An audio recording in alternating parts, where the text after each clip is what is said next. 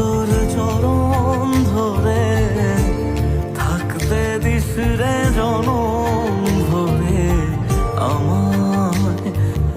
মাগো তোরে পাগল ছেলে রইবে রে রোজ তোরা চুলের ছায়ায়। তুই নাকি মাসার বোঝনি, তোর কাছে নয় কিছুই কঠিন। তোর ওই দুটি চরণ তলে থাকবো আজীবন। শ্যামা মা তোর চরণ